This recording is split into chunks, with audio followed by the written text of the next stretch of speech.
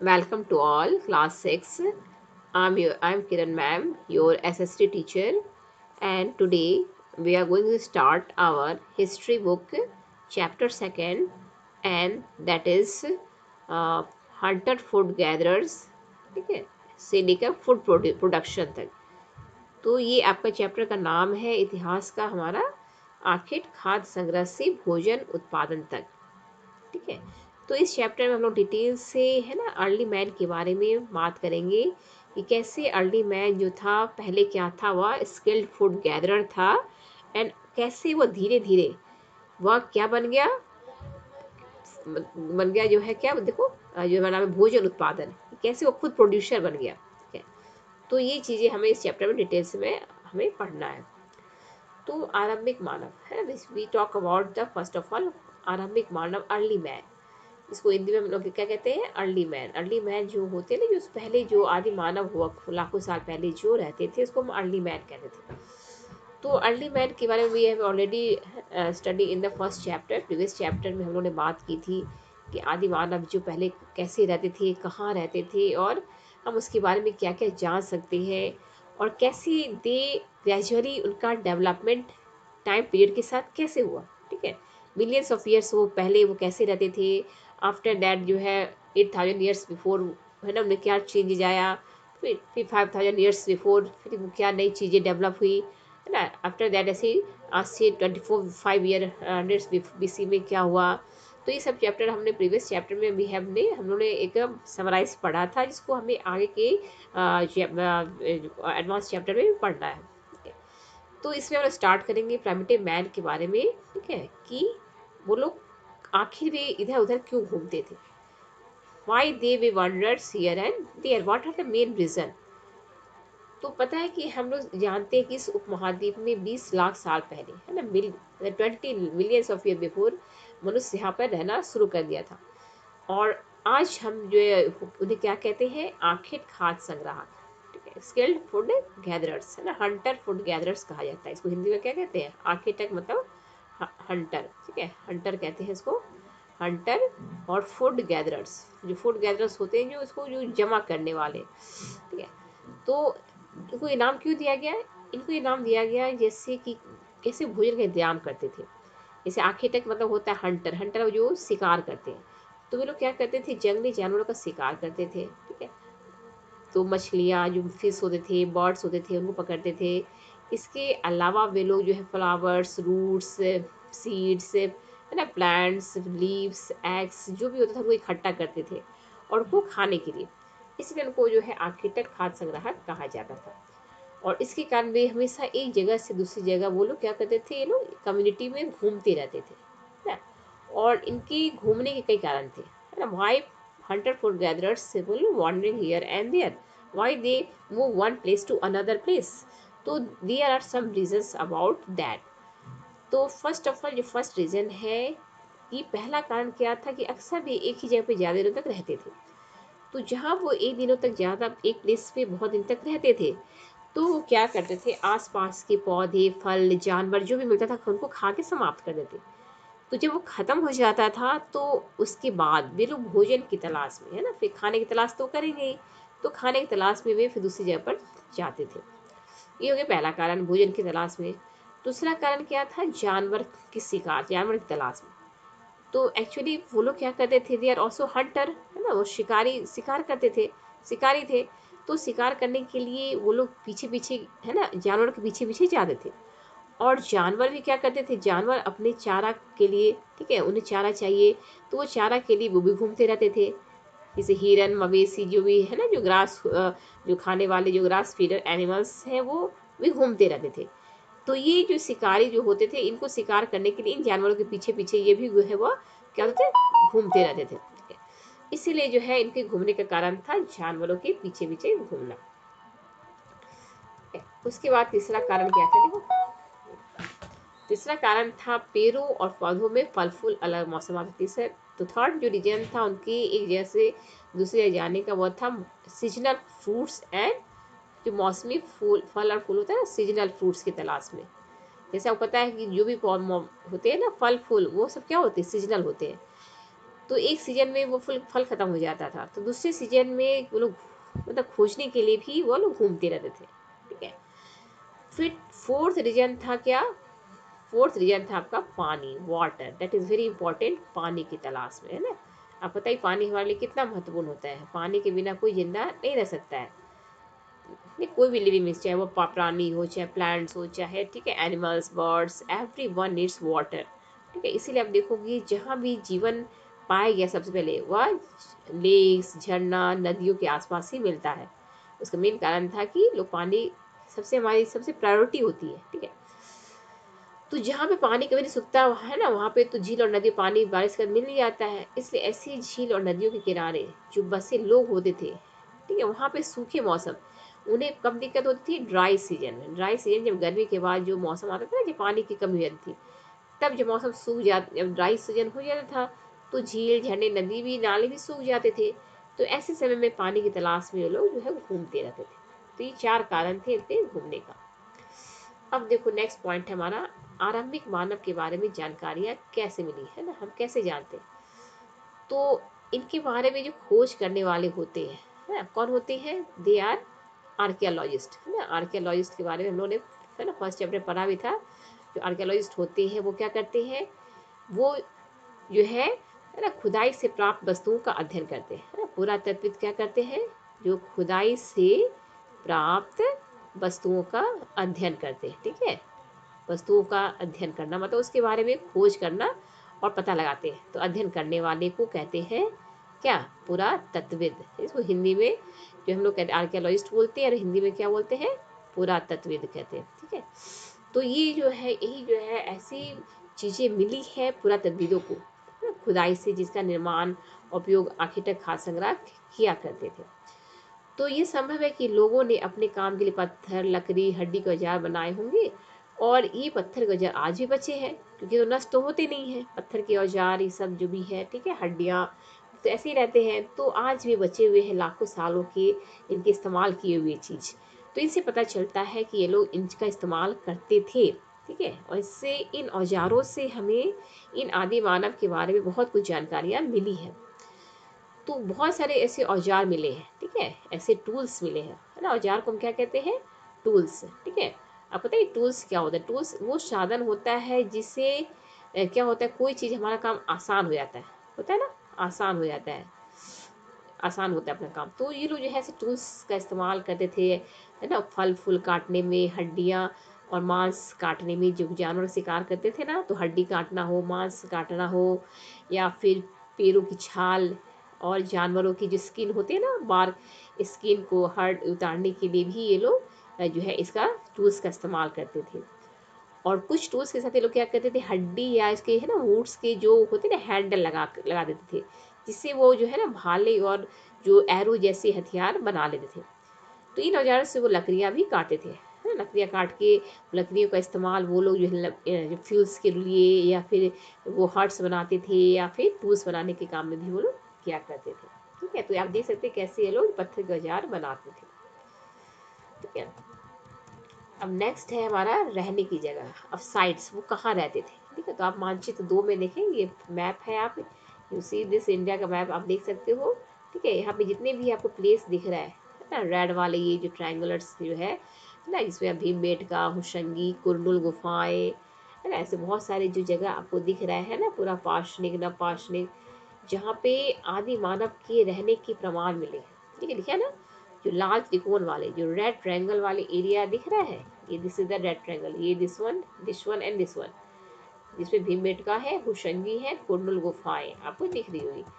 तो ये ऐसे पुरा स्थल को बोलते हैं क्या? साइट्स, है ना, साइट कहते हैं, जहाँ पर क्या मिला है, इन आखिर खास संग्राहकों के होने के प्रमाण मिले हैं। इसके अलावा भी और भी जगह पे आखिर खास संग्राहक रहते थे। तो कई जगह पे मिले, जिससे आपको इस मैप में दिया गया है ना। जो प्लेसेस है वो आप याद कर लेंगे। ठीक है। पूरा इसमें जो है पूरा पानी का स्तर, नवपाषाणिक हमें सब बताएंगे, पूरा पाषाण, नवपाषाण और महापाषाण क्या है। ठीक है। ये समय के साथ साथ जो है जो चेंज हुए थे, तो उसके अकॉर्डिंग टू द टाइम, है ना, बहुत सारी जगहों पर इनके रहने का प्रमाण मिला है, जो आपको बहुत सारे डिफरेंट सेट से दिखाए जा रहे हैं। नेक्स्ट है देखो, तो यहाँ पे चूंकि आप देखोगे उस समय में आदि मानव के लिए सबसे इम्पोर्टेंट क्या था, स्टोन टूल्स, है ना, पत्थर के उपकरण। क्योंकि कुछ पहले तो कुछ था ही नहीं, प्रकृति में उनको क्या मिलता था, केवल पत्थर मिलता था।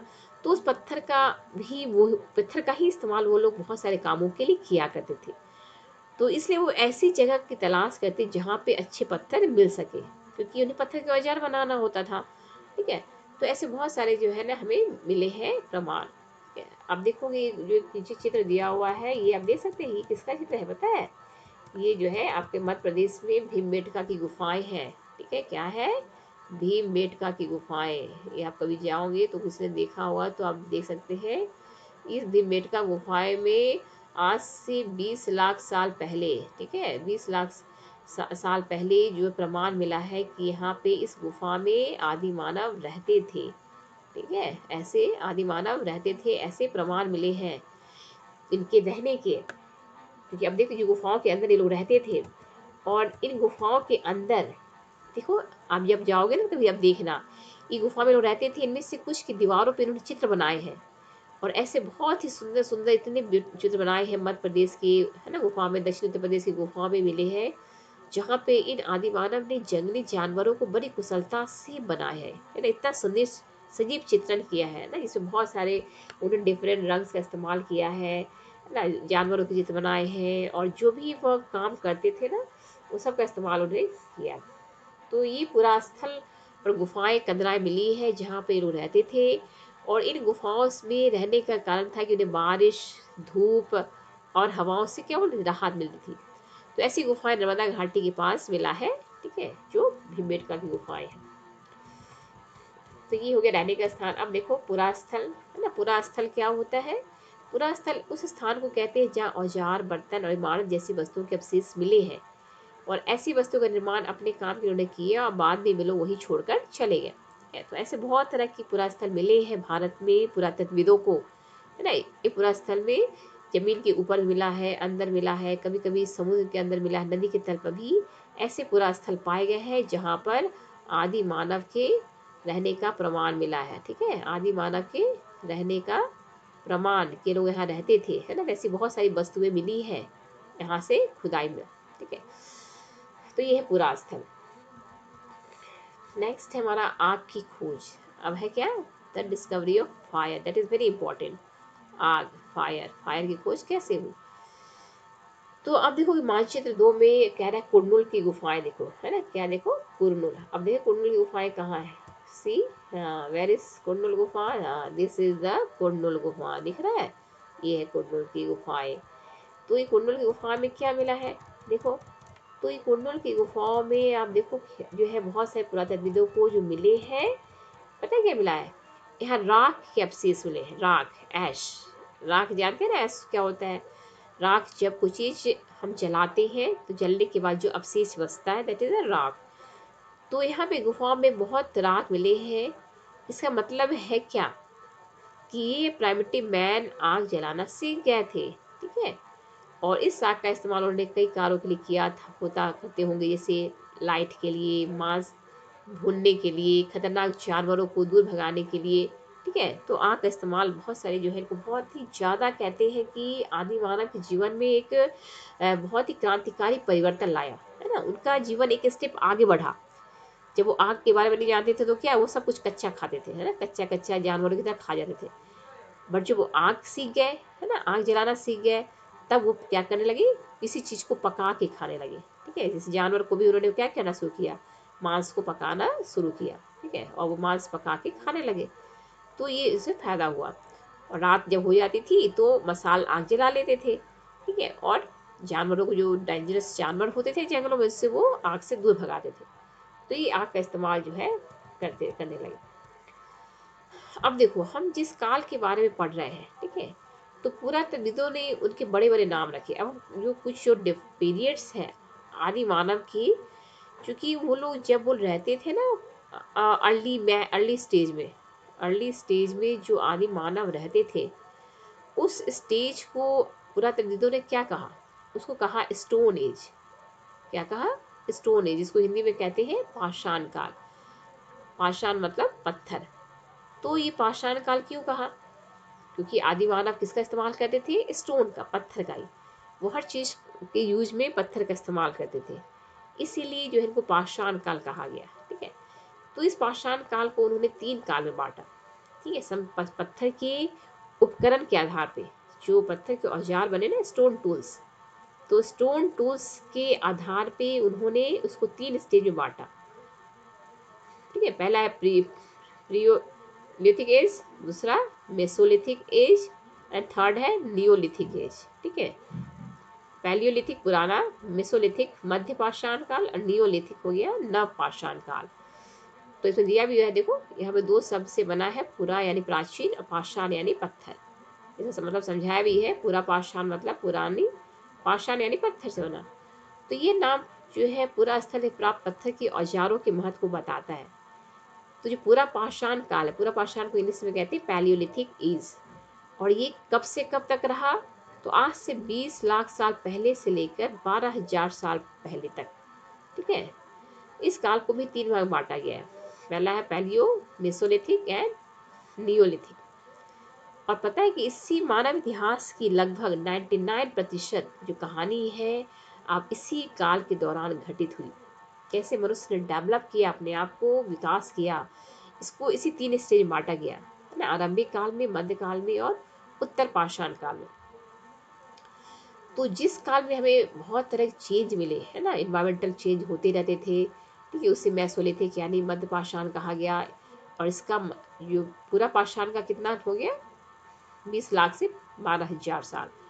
और मध्य पाषाण काल का कितना हो गया? 12,000 साल से लेकर 10,000 साल तक। ठीक है, तो इस काल में जो औजार होते थे ना, वो बहुत छोटे छोटे होते थे। ठीक है, इन्हें माइक्रोलिथ या लघु पाषाण भी कहा गया। और प्राय इन औजारों में हड्डियां, लकड़ी के मुट्ठे, हंसिया, आरी जैसे औजार मिला देते थे। और इस दौरान पूरा पाषाण काल में औजार भी काफ़ी बनाए जाते रहे। फिर 10,000 के बाद, ठीक है, लगभग 10,000 पहले से होती है, इसे नव पाषाण कहा गया। और नव पाषाण मतलब न्यू, है ना, न्यूलिथिक एज, जहाँ पर मनुष्य ने कृषि करना सीखा। ठीक है, और पहिया बनाना सीखा। ठीक है, और उसके बाद धीरे धीरे मनुष्य के जीवन में रफ्तार बढ़ी। ठीक है, तो नव पाषाण काल पूरी तरह से हम कह सकते हैं मनुष्य के जीवन में एक क्रांतिकारी, जो कहते हैं चेंज हुआ। कहाँ मानव, आदि मानव घूमता रहता था, है ना, जंगलों में। आज अब नव पाषाण काल तक आते आते मनुष्य क्या बन गया? एक किसान बन गया, फार्मर बन गया, पशुपालक बन गया, और वह घर बना के झोपड़ियों में रहने लगा। और उन्होंने पहिए का आविष्कार किया, उन्होंने चाक का आविष्कार किया, वो बर्तन बनाने लगा। ठीक है, तो धीरे धीरे उनका जीवन जो है एक स्थायी जीवन की तरफ बढ़ा। तो आगे और देखो क्या परिवर्तन हुआ। हाँ, बदलती जलवायु है, अब जलवायु भी चेंज हुई।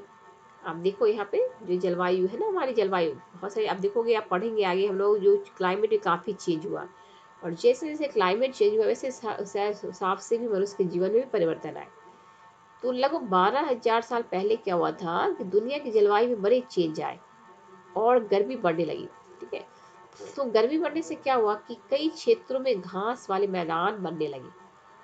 जब तो घास वाले मैदान बनने लगे तो क्या हुआ कि घास खाने वाले जानवर जो ग्रास खाते थे ना, जैसे लाइक डियर, है ना, बारहसिंगा, भेड़, बकरी, गाय, तो ऐसे जानवर की संख्या भी बढ़ी जो घास खाने वाले थे। ठीक है, तो इसके बाद अब जो लोग इन जानवरों का शिकार करते थे, वे भी इनके पीछे पीछे आए और इनके खाने पीने की आदतों और प्रजनन के समय में जुड़ी जानकारी हासिल की। और इसके बाद इन्होंने सोचा क्यों ना हम इन जानवरों को पकड़ करके इनको पालें। ठीक है, तो इसके बाद इन्होंने क्या करना शुरू किया, ये लोग हर्डर बन गए, है ना, पशुपालक, हर्डर। और ये लोग जो है पशुपालन करने लगे, और साथ ही साथ ये लोग मछली भी जो है खाते थे। तो ये तो धीरे धीरे पशुपालक हो गए। अब उसके बाद और क्या परिवर्तन आया, देखो जैसे हम लोगों ने फर्स्ट चैप्टर में बात की थी ना कि मनुष्य ने जो है जो है 8,000 साल पहले सुलेमान पत्थर की पहाड़ियाँ, याद है फर्स्ट चैप्टर में? अब याद नहीं तो आप लोग देख लेना फर्स्ट वीडियो हमारा, उसमें मैंने बताया था ना कि मनुष्य ने 12,000 साल पहले जो जलवायु चेंज हुआ। ठीक है, उसके बाद 8,000 साल पहले जो है लोगों, तो उस समय लोग पशुपालन करने लगे। उसके 12,000 क्या चेंज हुआ, 12,000 साल पहले, ठीक है, मनुष्य क्या बन गया, पशु पालने लगा। ठीक है, उसके बाद 8,000 साल पहले, आज से लोगों ने कृषि करना सीखा, है ना? कृषि सबसे पहले, और सबसे पहले जो अनाज उन्होंने उगाए थे वो क्या था? गेहूँ और ज्वार, है ना? गेहूँ, ज्वार, बाजरा। तो ये जो है इन्होंने सबसे पहला जो बनाया था गेहूँ। तो इस प्रकार देखोगे, और ये जो है मनुष्य ने कृषि करना सीख लिया। तो गेहूँ, जौ, जिसको जौ ज्वार भी कहते हैं, जौ, धान जैसे अनाज ये ऐसे थे जो नेचर में अपने आप उगने लगे थे। ठीक है? और उसके महिलाओं ने क्या किया? महिलाओं, पुरुषों, बच्चों ने इन अनाजों को भोजन को बाँट के बटोरना शुरू किया। और साथ ही वे लोग सीख भी गए कि अनाज कैसे उगते हैं, कहाँ उगते हैं, कब पककर तैयार होते हैं। तो ये प्रकृति में हर चीज़ को वो देखते रहते थे। तो ऐसा करते-करते उन्होंने अनाजों को खुद पैदा करना भी सीख लिया होगा। और इस प्रकार धीरे-धीरे वे क्या बन गए? कृषक बन गए। कि वो ऑब्ज़र्व करते थे, पता है क्या? कि जैसे बीज किसी फसल, किसी पौधों का बीज अगर गिरता है, तो उस बीज से एक नया फसल तैयार हो जाता है। तो इस प्रकार उन्होंने ऑब्ज़र्व करना सीखा और खुद से उन्होंने जो है वो खुद अब अनाज पैदा करना सीख लिया। तो इससे लोगों ने घरों के आस-पास फिर चारा रखकर जानवरों को भी पालतू बनाया। तो और सबसे पहले जिस जंगली जानवर को पालतू बनाया था, पता है वो क्या था? कुत्ता। है ना? याद रखेंगे। जो कौन था? डॉग। उन्हें डॉग को सबसे पहले पालतू पशु बनाया। इसके बाद धीरे लोग भेड़, शेप, बकरी, गाय, सुअर जैसे जानवरों को भी अपने घर के आस-पास रखने लगे।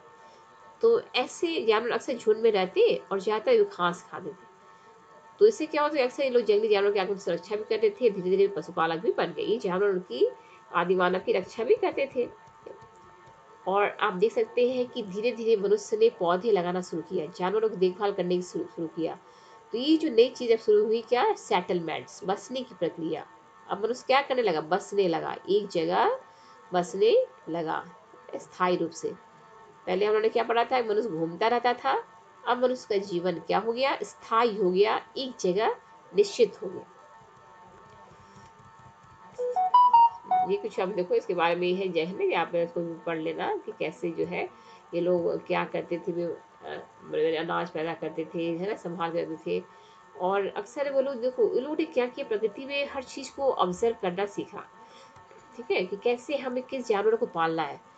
तो उन्होंने अक्सर उन्होंने देखा कि ऐसे जानवर जो अहिंसक होते हैं, ठीक है?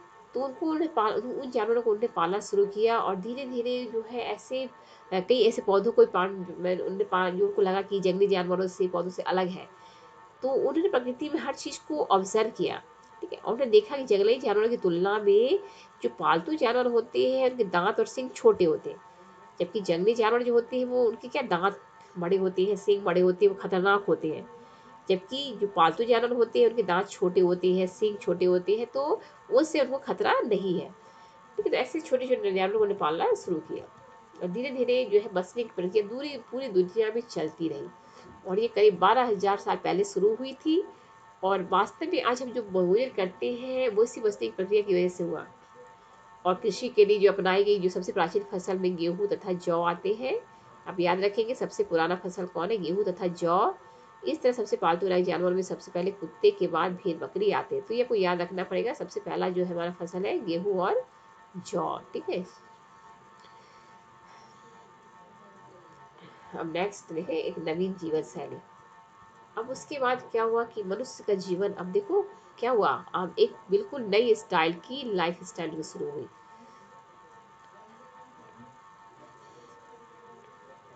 तो अब यहाँ पे आप देखोगे जो पौधे के बीज को आप बोकर देखो, आप क्या पाओगे कि इसे विकसित होने में कुछ वक़्त लगता है ना? कुछ दिन, कुछ महीने, फिर साल लग जाते हैं। इसलिए जब लोग पौधे उगाने लगे तो उनकी देखभाल करने के लिए क्या हुआ, उन्हें एक ही जगह पे रहना पड़ता था। क्योंकि बीज बोना है, फिर फसलों को पकाना है, पौधों की सिंचाई करनी है, खरपतवार हटाना है? जानवरों और चीज़ों से रक्षा करना है, ऐसे बहुत सारे काम होते हैं। ये कृषि करना भी आसान काम नहीं है, ठीक है? कृषि में भी बहुत जो है वो काम करना पड़ता है। फिर कटाई के बाद अनाज का उपयोग है ना बहुत संभाल के करना पड़ता था। तो जो है बीज के रूप में, खाद के रूप में, तो आप देखोगे अनाज को भोजन और बीज दोनों के लिए बचा के रखना था।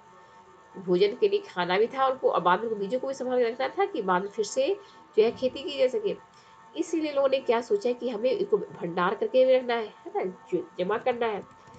तो बहुत सारे लोगों ने इस समय क्या किया, भंडारण करने के लिए लोगों ने मिट्टी के बड़े-बड़े बर्तन बनाए। टोकरियाँ बुनी और ज़मीन में गड्ढा खोदा, है ना? यहाँ पे ये लोग आराम से भंडार किसी अनाज का भंडार कर सकते थे, ठीक है? अनाज का भंडार करना मतलब उसको सुरक्षित रखना है ना, जमा करके। और बाद में यहाँ से वो लोग उसको खाने के लिए और फिर से बीज का इस्तेमाल खेती करने के लिए करते थे, है ना, खेती फिर से करेंगे दोबारा। तो इस प्रकार जो है खाने के लिए और खेती करने के लिए वो लोगों ने भंडार करना शुरू किया। तो ये तो हो गया खेती की बात। उसके अलावा आप देखोगे इनके पास जानवर तो थे ही, है ना, जो चलता फिरता खाद्य भंडार था। क्योंकि जैसे जानवर ऐसे होते हैं जो बच्चे देते हैं, उनकी संख्या बढ़ती जाती है। और जानवर उनके भोजन का सबसे अच्छा स्रोत था। उनसे दूध मिलता था, है ना, जो भोजन अच्छा, बहुत अच्छा सोर्स है। इन जानवरों से उनको मांस मिलता था। तो इन द सेकेंड टर्म पशुपालन भोजन के भंडारण का एक अच्छा तरीका था, ठीक है, पशु को पालने से। तो चलो अब कुछ और इनके बारे में पता करें हम लोग, आरंभिक कृषक और पशुपालक के बारे में और क्या है देखो। तो अब देखोगे मार्कशीट 2 में पृष्ठ संख्या 13 में आप फिर से देखो, यहाँ पे कई ऐसे नीले, है ना, कलर के दिखाई दे रहे हैं, तो है ना, स्क्वायर सा, जो ये ऐसे बिंदु को दर्शाता है जहाँ पुरातत्वविदों को क्या मिला है, शुरुआती कृषक और पशुपालकों के होने के साक्ष्य मिले हैं। और ये पूरी उपमहाद्वीप में पाए गए हैं। तो हम लोग देख ले कहाँ पे है ये नीला वर्ग, ठीक है, ये this is the Neela square वाले मैप में देख ले, वेयर इज द, ये हाँ देखो नीले नीले स्क्वायर है ना, कोडिलवा, महागढ़ा, चिरान, दावचली, हेडिंग, ये है आपका कहाँ, मेहरगढ़, ठीक है, ये सब याद रखेंगे, मेहरगढ़, हल्लूर, ठीक है, ये हल्लूर है, ये रैयपल्ली है, ये कोडिलवा और महागढ़ा है, चिरान है, दावचली, हेडिंग है। ये आपकी जो नीला नीला स्क्वायर वाला प्लेस है, इसको भी आप याद करेंगे। तो यहाँ से क्या मिला है, ठीक है, तो यहाँ से आप देखोगे कि वास्तव में यहाँ पे जो मिले हैं, यहाँ पुरातत्वविदों को शुरुआती के कृषक पशुपालक की साक्ष्य मिले हैं। और ऐसे पूरे उपमहाद्वीप में आप देख सकते हो जो पाए गए हैं। और इनमें सबसे जो पश्चिमोत्तर में, जो आधुनिक कश्मीर में, और पूर्वी और दक्षिण भारत में प्लेस पाए गए। तो वास्तव में आप देखोगे यहाँ पे जो बस्तियाँ मिली है पुरातत्वविदों को, यहाँ पे जो वैज्ञानिक लोगों ने जो खुदाई में जो पौधा पशुओं की हड्डी मिली, ठीक है, इसका इन्होंने अध्ययन किया। और सबसे रोचक तथ्य क्या है कि जले के दाने के अवशेष भी मिले हैं। तो ऐसा लगता है कि ये लोग गलती से या फिर जानबूझ के जलाए गए होंगे, है ना, या जला हुआ अनाज मिला है। तो वैज्ञानिक इस अनाज की पहचान भी कर सकते हैं और ये पता लगा सकते हैं कि ये कौन से अनाज है ना, कितना पुराना है, ठीक है। तो वैज्ञानिक हर चीज़ की पहचान कर सकते हैं। यहाँ तक विभिन्न जानवरों की हड्डियों की भी पहचान कर सकते हैं कि किस जानवर की हड्डियाँ हैं। तो अब देखो तो मनुष्य का जीवन अब कैसा हो गया, स्थायी जीवन की ओर, है ना, परमानेंट। इसका जीवन कैसा हो गया, अब हो गया परमानेंट, मतलब एक स्थिर जीवन। तो इसलिए कैसे बहुत सारे, है ना, चीज मिले हैं, वस्तुएं मिली है पुरातत्वविदों को। अब क्या मिला है देखो, तो पुरातत्वविदों को कुछ पुरा स्थल मिले हैं जहाँ पर झोपड़ियाँ और घरों के निशान मिले हैं, जैसे बुर्जहोम। अभी बुर्जहोम कहाँ है, तो बुर्जहोम देख लो, बुर्जहोम हम लोग देख ले कहाँ पे है। अभी आप देख लेंगे मैप में, हाँ, वेयर इज बुर्ज होम। तो अब इंडिया का मैप आप देख लो, देखो अपन आगे आ गए, भारत का मानचित्र कहाँ है, ठीक है, थोड़ा सा आपको देखने से आपको याद रहेगा कि हाँ बुर्ज होम जो है वो कहाँ है। देखो very good, this is the Burj home, ठीक है, ये है बुर्ज होम जो कश्मीर में है, ठीक है। तो अब बुर्ज होम के बारे में देख ले क्या बता रहे हैं, बुर्ज होम में क्या मिला है पुरातत्वविदों को। तो देखो बुर्ज होम में क्या मिले, तो बुर्जों में जो मिला है वहाँ पर बहुत सारी झोपड़ियाँ मिली है, घर मिले हैं, ठीक है। ये गड्ढे के नीचे मिले हैं घर। इन्हें क्या कहा गया, गर्तवास। गर्तवास मतलब जमीन के नीचे जो घर है उसको गर्तवास कहा गया। और नीचे उतरने के लिए जमीन क्या बनाया गया, सीढ़ियाँ बनाई गई है, ठीक है। तो ऐसा लगता है कि इन्हें ठंड के मौसम में सुरक्षा मिलती होगी, क्योंकि ये घर कहाँ मिले हैं, जमीन के नीचे मिले हैं। और कश्मीर आप जानते हो, कश्मीर ऐसा प्रदेश है जो भारत का कैसा प्रदेश है, ठंडा प्रदेश है ना। तो ठंडा प्रदेश होने की वजह से क्या है कि यहाँ पे बहुत ठंडक होती है। इसलिए मनुष्य ने क्या किया होगा, जमीन के नीचे घर बनाया होगा। और पुरातत्वविदों ने झोपड़ी के अंदर बाहर दोनों स्थल पर आग जलाने की ऐसी जगह मिली है। तो ऐसा लगता है कि मौसम के अनुसार ये लोग घर के अंदर और बाहर खाना पकाते होंगे। मतलब ठंड के मौसम में जमीन के अंदर चले जाते होंगे, और जब गर्मी का मौसम आता होगा तो ये लोग ऊपर खाना बनाते होंगे। तो दोनों जगह जले हुए, है ना, दाने के अवशेष मिले हैं। तो ये है आपका गर्तवास। तो इसके अलावा और क्या मिला है पुरातत्वविदों को, देखो बहुत सारी जगहों से पत्थर के औजार भी मिले हैं। मीन्स कई ऐसे हैं जो पूरा पाषाण युग उपकरण से भिन्न है। मतलब जो पूरा पाषाण, जो पुराना पाषाण काल था जब पत्थर काफी बड़े बड़े होते थे, तो इस समय जो औजार मिले थे ना, ये औजार काफी अच्छे मिले हैं। ठीक है, इनमें इन्हें नवपाषाण युग का औजार कहा माना गया। और ये औजार ऐसे थे जिसमें धार जो होते ना, बहुत अच्छा पैना होता था, उनमें पॉलिश चढ़ाई जाती थी। तो ऐसे बहुत सारे औजार मिले हैं इस काल में, जैसे देखो ओखली और मूसल। ओखली मूसल आप जानते हैं, ओखली मूसल में जो अनाज पीसे जाते हैं, ठीक है। तो प्राय अनाज और वनस्पति से चीज़ों को, प्राप्त चीज़ों को पीसने के लिए इस्तेमाल करते थे। तो हजारों साल बाद भी, आज हजारों साल बाद भी आप देखोगे ओखली और मूसल का इस्तेमाल हमारे घरों में आज भी होता है ना, अनाज पीसने के लिए, जो उस समय मानव ने शुरू की थी। ठीक है? और इस प्राचीन प्रस्तर युग औजारों का निर्माण उपयोग लगातार होता रहा, और कुछ औजार हड्डियों से भी बनाए जाते थे। ये कुछ औजार है, आप देखोगे ना, पाषाण युग के औजार हो, कितना सुंदर लग रहा है ना। नुकीले से है, बिल्कुल धार धार से है, और इसका इस्तेमाल वो लोग विभिन्न कार्यों में किया करते थे। अब देखो कुछ और क्या मिले हैं, ये अपना पाषाण युग के पुरातन से बहुत सारे पुरातत्वविदों को कुछ मिला भी है, जैसे मिट्टी के बर्तन है। आप देख सकते हो कितना सुंदर मिट्टी का बर्तन मिला है। और इन बर्तनों का इस्तेमाल ये लोग खाना पीने की चीज़ें रखने के लिए करते होंगे। ठीक है, खाना बनाते भी होंगे। और चावल, गेहूँ, दलहन जैसे अनाज अब तो लोग खाने लगे। ये हमारे बहुत इंपॉर्टेंट पार्ट हो गए हमारे फूड के। तो इसके साथ साथ लोग अब कपड़ा भी बुनने लगे। ठीक है, तो कपास जैसी आवश्यक पौधे भी उगाए जाने लगे, है ना। कपास, इन्होंने कपास उगाना भी शुरू कर दिया था, कपास, कॉटन। ठीक है, इससे लोग रुई के धागे बनाते थे, और फिर धागे से कपड़े भी बुनाए जाने लगे। तो आप देखोगे ये परिवर्तन आपने देखा इतनी तरह है कि ये एक साथ आगे होंगे, ऐसी बात नहीं है कि ये सब एक साथ आ गया होगा, है ना। इसको भी काफ़ी टाइम लगा, सब जगह अलग अलग पार्ट में अलग अलग समय पर ना ऐसे विकास हुआ होगा। और ये भी संभव है कि जहाँ पे कई जगह स्त्री पुरुष शिकार और भोजन संग्रह करते थे, ठीक है, और काम करते थे, कई लोगों ने हजारों साल के बाद इसको शुरू किया होगा। ठीक है, कुछ लोग खेती करते होंगे, तो कहीं पशुपालन ही करते होंगे। तो बहुत जगह लोग समय अपने अपने हिसाब से जो है लोगों ने इसको आगे डेवलपमेंट किया।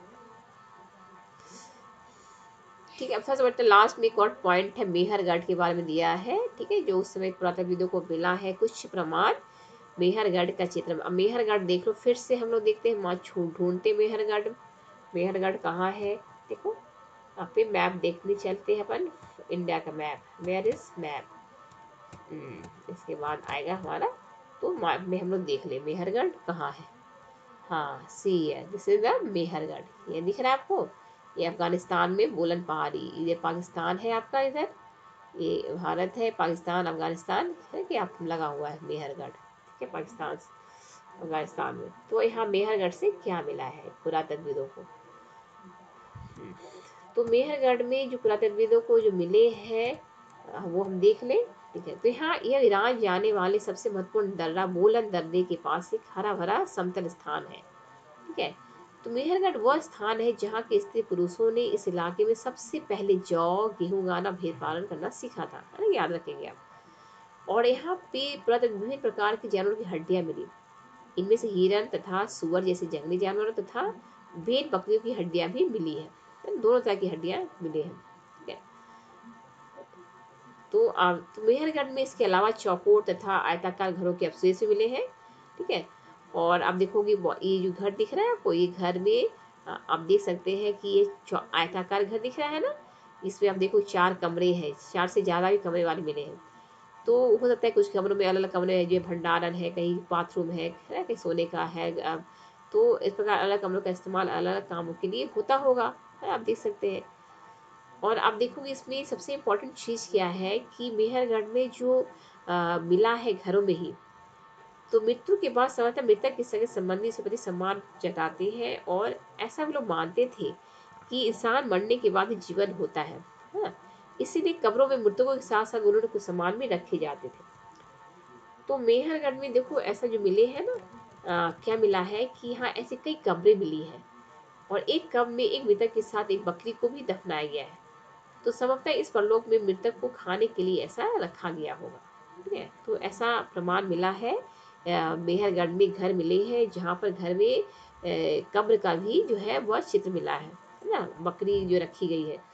तो इसका मतलब है कि ये लोगों ने मानते होंगे कि लोगों को मरने के बाद भी भूख लगती होगी और मरने के बाद ही जीवन होता होगा, इसलिए वो मरने वाले की सभी वस्तुओं को उसके साथ ही दफना देते थे, है ना? ये विश्वास था उन लोगों का। ठीक है, अन्यत्र में लास्ट में थोड़ा सा फ्रांस की गुफा के बारे में दिया हुआ है, आप देख सकते हैं। एटलस में आप फ्रांस ढूंढो और ये फ्रांस की गुफा का चित्र है। ठीक है बच्चों, और ये पुरातत्व खोज भी लगभग 100 साल पहले 4 स्कूली छात्रों ने की थी। ठीक है, तो ये चित्र जो मिले हैं ना, ये भी 20,000 साल पहले की चित्र से लेकर 10,000 पहले का बनाया गया होगा। और आप देख सकते हैं ये गुफा में जो चित्र मिले हैं ना, कई जानवरों के चित्र मिले हैं, जैसे जंगली घोड़े, गाय, भैंस, गैंडा, रेंडियर, ठीक है, बारहसिंगा, सुअर जैसे जानवरों के चित्र बनाए गए इन गुफाओं में। और इनमें जो सबसे अच्छी बात है कि इन गुफा में जो रंग का इस्तेमाल किया गया है ना, ये काफ़ी गहरा, चमकदार, बहुत डीप ब्राइट कलर का इस्तेमाल किया गया है। तो ऐसा लगता है कि इस कलर का इस्तेमाल इन्होंने जो किया होगा ना, जैसे जो मेटल, ये मिनरल्स कलर का इस्तेमाल किया है, जैसे लॉस, चारकोल जैसे जो मिनरल्स होते हैं ना, उससे इन्होंने इसका यूज कलर बना के पेंटिंग किया होगा। और ऐसा लगता है कि जैसे कुछ खास ओकेजन पर इन लोगों ने ऐसे चित्र बनाए होंगे, जो ये बहुत ही ब्राइट कलर ऐसा दिखता है। ठीक है, तो ऐसा कुछ ऐसा अनुमान किया था कि कुछ अनुष्ठान या ओकेजनली कुछ रिचुअल्स होगा, धार्मिक अनुष्ठान के अवसर पे इन्होंने ऐसे चित्र बनाए होंगे। ठीक है, एक और है नपाषाणी पुरा स्थल, कहाँ पे? तुर्की के बारे में बताएं, तुर्की को भी देख लेंगे आप। ठीक है, ये भी बहुत तुर्की है, ह्यूग तुर्की में, यहाँ भी दूर दराज से कई चीज़ें जो है पाई गई है। ये सीरियस इलाज, चकमक पत्थर, लाल सागर की कौड़ियाँ, भुवंत सागर की सीपियाँ। ठीक है, ऐसे बहुत तरह की चीज़ें यहाँ भी मिला है ना, तुर्की में। तो अब देखोगे कि ये सब चीज़ें जो है प्राचीन काल में ऐसे बहुत सारी चीज़ें जो है आदिमानव इस्तेमाल करते थे, और ये चीज़ें वहाँ आज भी पुरातत्वविदों को मिली है ना, अवशेष में या पाए गए जमीन के अंदर, जिससे हम उस समय की उनके बारे में हम लोग अनुमान लगाते हैं कि वो किन चीज़ों का इस्तेमाल करते थे। ठीक है, और कैसे वो रहते थे। ठीक है, उनके जीवन के बारे में हमें हर कुछ पता लग जाता है ना, उनके सोर्स से जो भी वह इस्तेमाल करते थे, जो जमीन के अंदर पाए गए, या है ना गुफाओं में जो चित्र बनाए उन लोगों ने, है ना, इसके द्वारा। ठीक है बच्चों, तो ये चैप्टर में बस इतना ही है। इसको आप लोग अच्छे से आप फिर किताब भी पढ़ लेना, और इसकी क्वेश्चन आंसर मैं आपको भेज दूंगी। ठीक है, तो आप इनको क्वेश्चन आंसर भी कर लेना। ठीक है, नोट्स को आप। Okay, thank you.